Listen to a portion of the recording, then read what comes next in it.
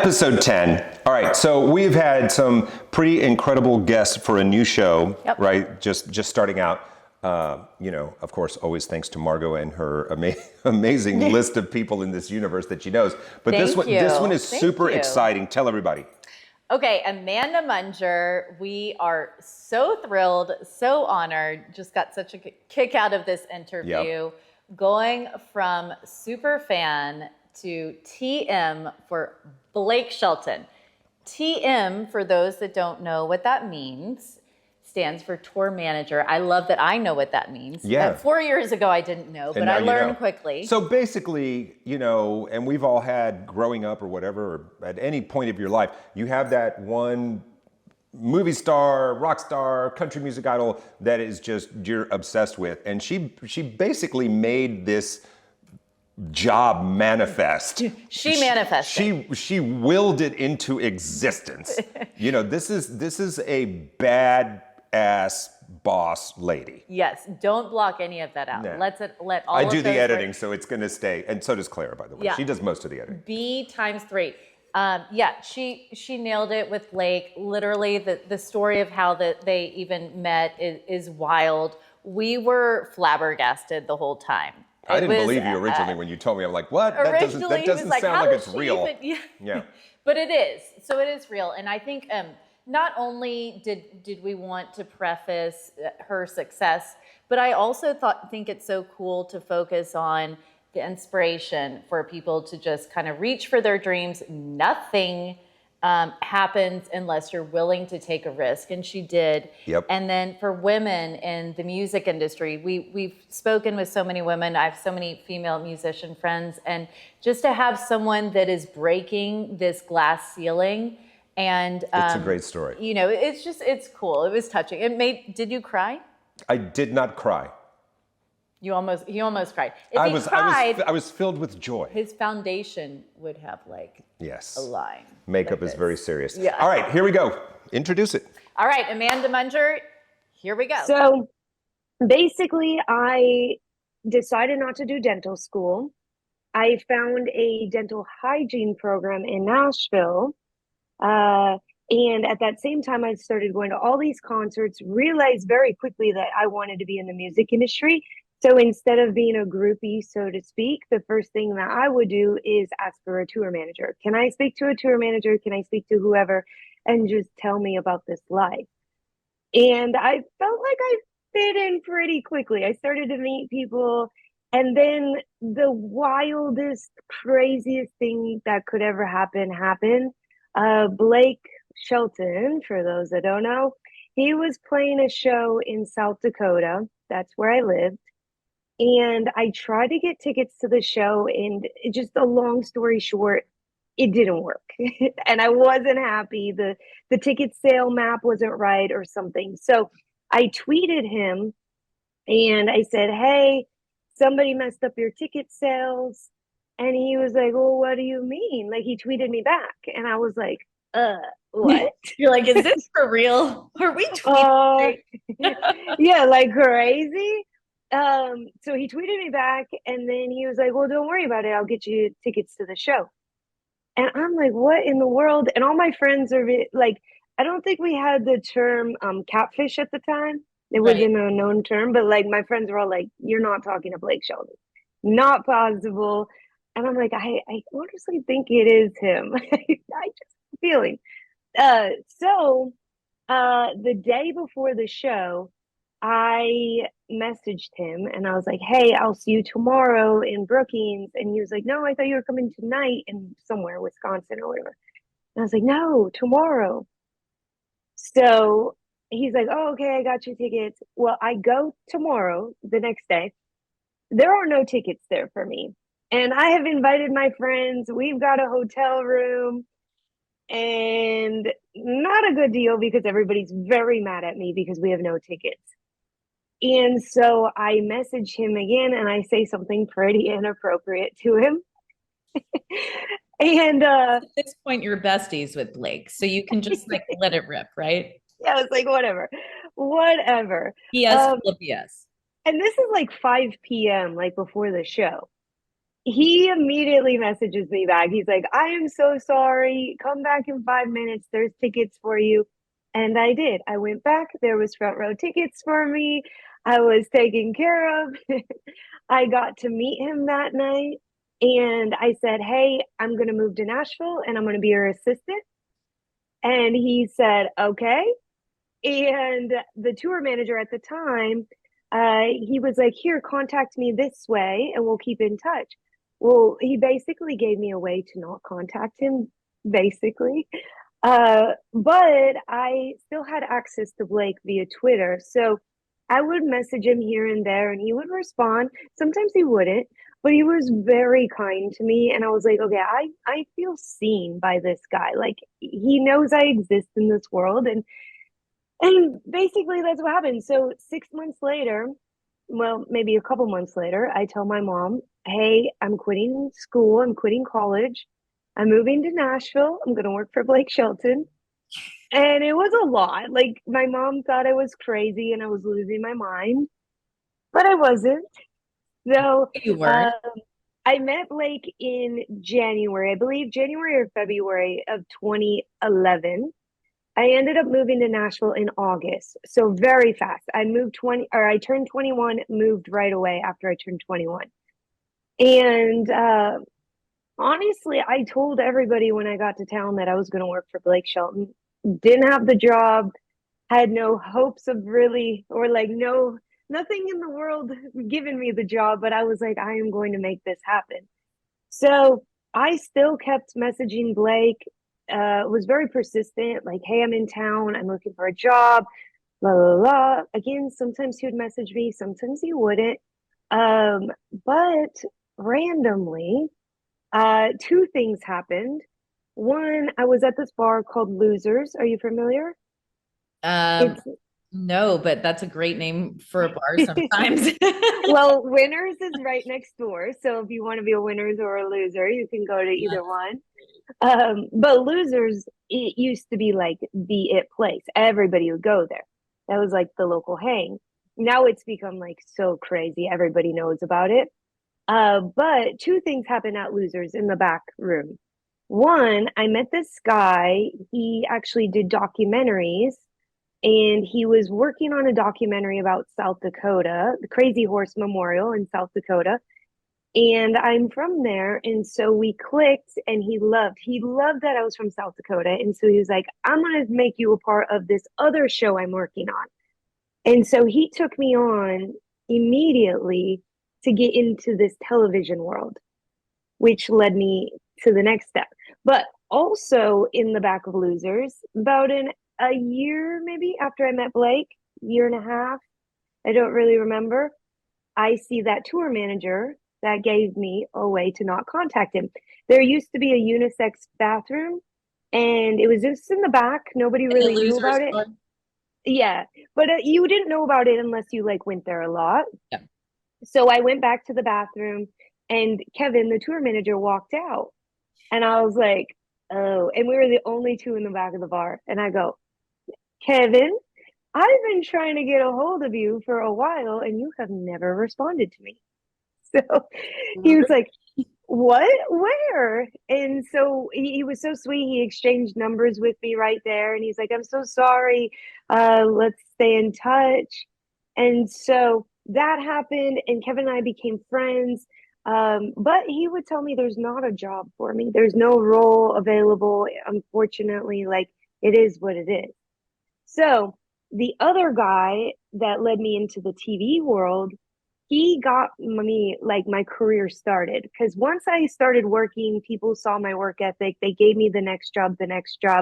And I ended up in West Virginia at the PGA Greenbrier Classic, the golf tournament. And they do a big, like two show series after the tournament's over. So it was actually Aerosmith, funny enough, tie that back. But the catering crew, I mean, we were there for a month, so we got to know everybody very well. But the catering crew said one night, hey, we're going on tour next week and we need somebody to go with us. And I was like, well, who's it with? And they said, Blake Shelton. And I was No. like, okay, let's go. literally texted Kev and I was like, hey, I just got a job with you. And he was like, oh my gosh, don't tell Blake. Let's just surprise him. Because Blake, at this point, he's seen me several times down the road. He knows who I am. Like, so he's like, let's just make it a surprise. You just show up. And so we did. And that first tour, I went out there and I worked my tail off. Catering is awful. It is the worst job on the tour. And I have so much respect for caterers, and I'm so glad that I have done that role. So I know what it's like because now I oversee the catering. But I just have so much respect for them. I can appreciate them in a way that I have been there. But when you work hard, even if it's something that you don't want to do, people notice, people see that. And they saw me. And so from there, the next tour, I got brought on as the assistant, and then they made a new role for me as the tour coordinator. And then 2 years ago, officially, I became the tour manager. So it has been wild. That story is unbeatable. I love and can appreciate your tenacity. And I also love that you just decided to change your course of life inspired by music that links all of us on this Zoom. I think there's something to be said for being seen and then being heard, and it's just a really cool industry to be part of when you do feel that way and those connections. So props to you. Thank you. And what you brought up at the beginning, it's really incredible. First, when I got into the industry, there was several men who I will never forget them, who told me I would never make it in the industry because I was a female. One of them later on toured with me years later, and he was with the support act on the tour that I was on, and my job was to take care of his team. And he did apologize. He was like, you proved me wrong. I'm so proud of you. But now, like, not only did I prove him wrong, I proved him wrong even more because now I am the TM for a male artist, which you don't see a lot of female TMs in the industry. More are coming about, but especially for a male artist. Amanda. Hi. So the name of our show is How Did I Get in This Room? So that's the question we ask all the guests. And this is basically how it works. So in your time in the music industry, or maybe it wasn't in the music industry, was there a moment, and you've probably had a few, where you were in a room and maybe it was with Blake, or maybe you were backstage or something, and somebody you never thought you'd be standing there with or part of a conversation with, that moment just happened? Do you have a story like that where you thought, how did I get in this room? I have two that come to mind immediately. Real quick, the one, Jennifer Nettles. Do you know Jennifer Nettles? Sugarland, the band. Oh yeah, of course. I So didn't know any of the with, members. Yeah, I worked with Jennifer in 2014. Loved her, obsessed with her. Well, I spent Easter at her house with her, and somebody walks in, and I'm like, it's Jewel of all people. And I was like, this is wild. Like, I'm spending Easter with Jewel. But also, even weirder, if you really think about it, my first concert I ever went to was Sugarland. And so I just very bizarre. But I have another story because this one is really great. It was a big room. We kind of ended up outside, but I was at the ACM Awards years ago, and there was two people there that I wanted to meet: Katy Perry, love her, and Dolly Parton. Well, out earlier in the day, I was sitting on steps by myself, like minding my own business. Katy Perry walks up the steps, looks at me, and says, "I like your lips." And I was like, "Oh, thank you. Oh, that's quite the compliment." And so later on, she went on her way. I was like just by myself, still on these steps. She went on her way. And later I was like, oh my gosh, I need to meet Dolly. Like, I have to meet Dolly. So somebody gave me a hint. They were like, Dolly's coming off the stage shortly. if you're going to meet her, you have to go down there right now. So at the MGM Grand, the hallways are going this way, and Dolly's going to walk this way to her bus. Well, they blocked all the traffic this way. They put up barricades, so Dolly's just going to walk through. Well, me, I just go stand over here in my own little world, not by those barricades. And so Dolly's walking, and I said, "Hey, Dolly, may I have a hug?" And she said, "Darling, come walk to my bus with me." Had her arm around me, walked me all the way to her bus. We had little conversation, and it was the most like unbelievable moment. I didn't ask for a photo. I was just like cool as can be. But it was funny because like the stage manager, famous stage manager, does all the events. He saw me later and he said, "Was that you with Dolly?" I was like, "Yes." Don't know how, no idea. But then I turned in, walked into the building, and Katie was right there again. So I was like, "Oh my gosh, Katie, can I get a picture with you? Because everybody says we look alike." And she was like, "Oh my gosh, we have the same eyes." So she likes my lips and we have the same eyes. You do look a lot like Katy Perry. I was thinking that when you said that, and as I'm listening to your answers, which I'm blown away. I mean, Jewel, Katy Perry, and Dolly. That's some serious name dropping. Yes, I see the timing.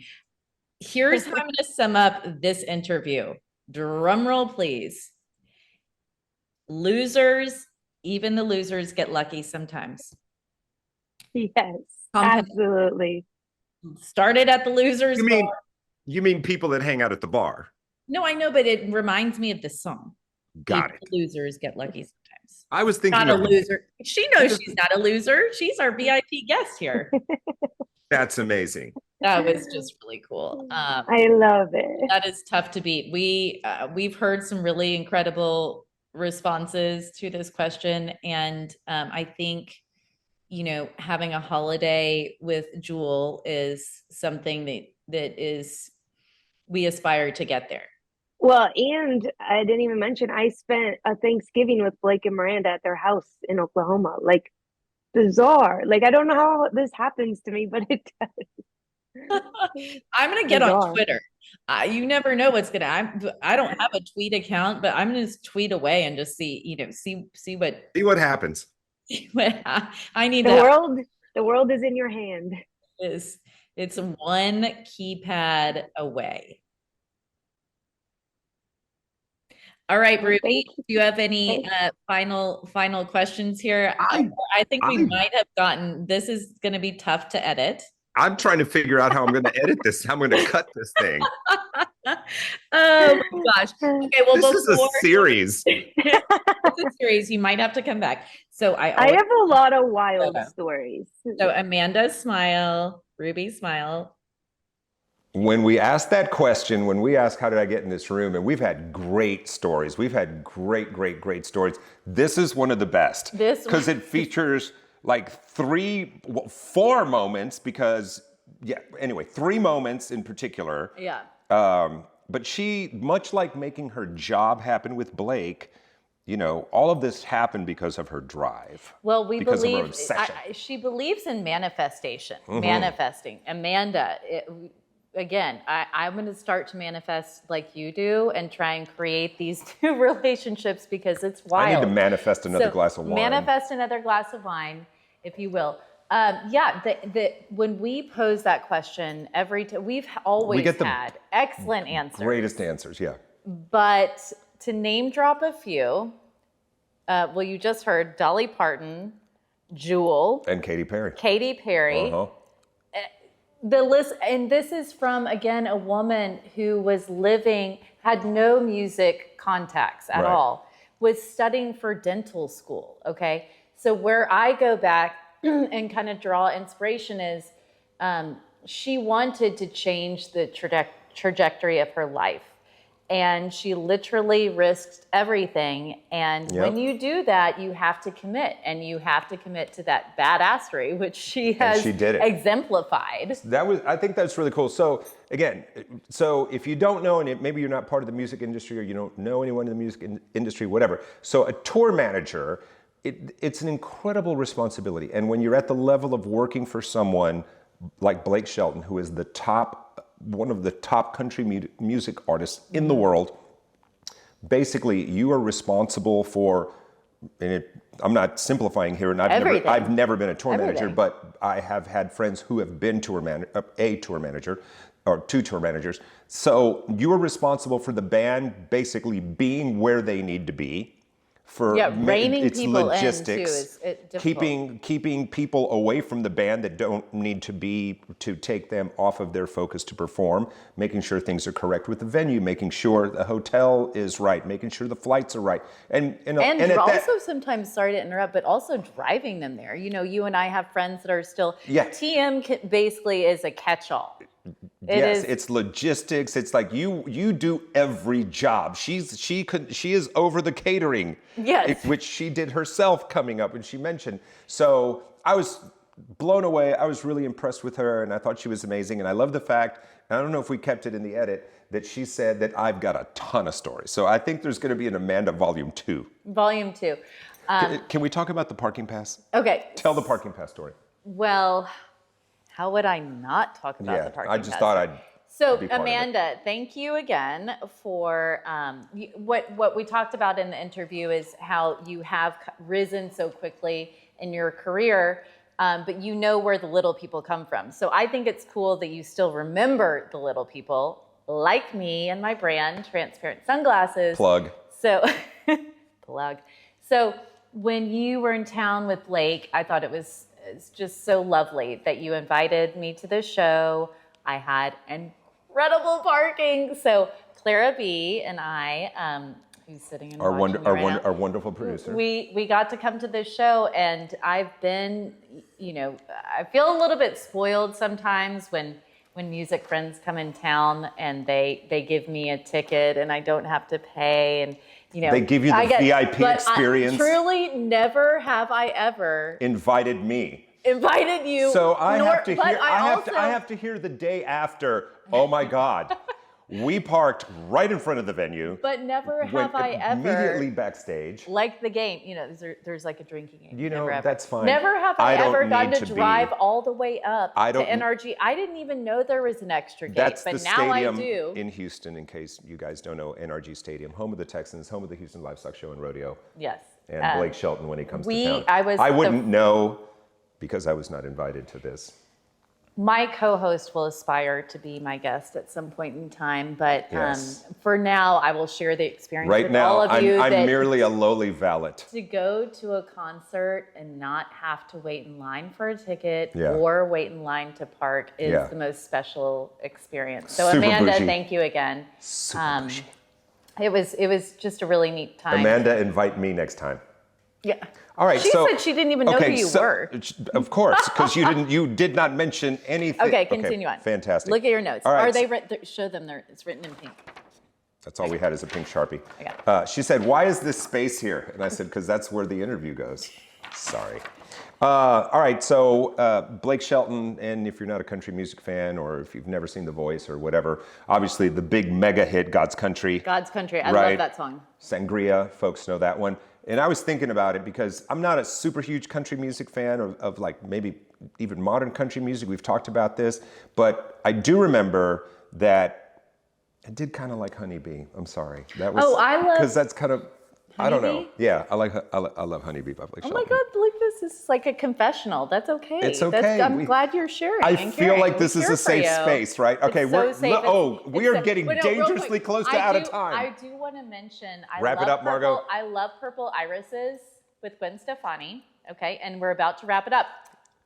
Coming up next week, more cool stuff. We love you. Thank you for being here. We're out. Peace.